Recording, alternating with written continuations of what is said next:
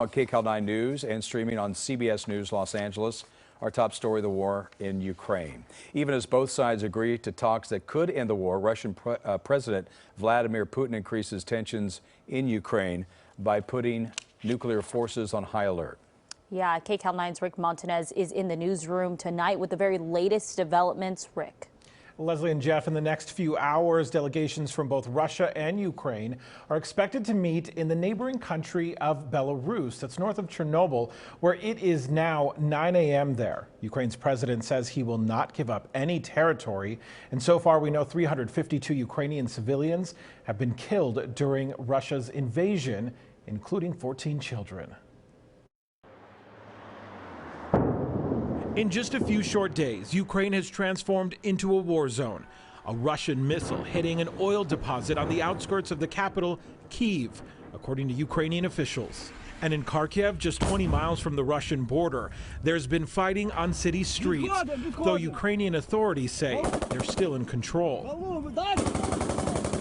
This weekend in Kyiv, the battle came very close to a CBS News crew. We're hearing a lot of gunfire, obviously fighting taking place. We think about 3 blocks from here.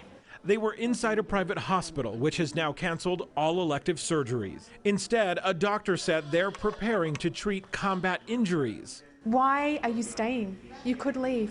It's my home. I'm at my own country. I was born here and I will live here for all my time, all my life.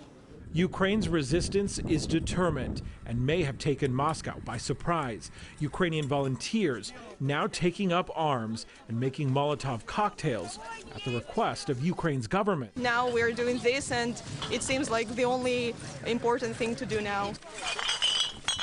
Many Ukrainians are living underground, sleeping in subway stations to shelter from Russian missiles and airstrikes. And nearly 400,000 have already fled the country, according to the United Nations. Lines at border crossings stretch for miles. Crippling sanctions imposed on Russian banks are causing panic. On Sunday, banks targeted by the U.S. and the EU have been working overtime to service long lines of people trying to withdraw their life savings.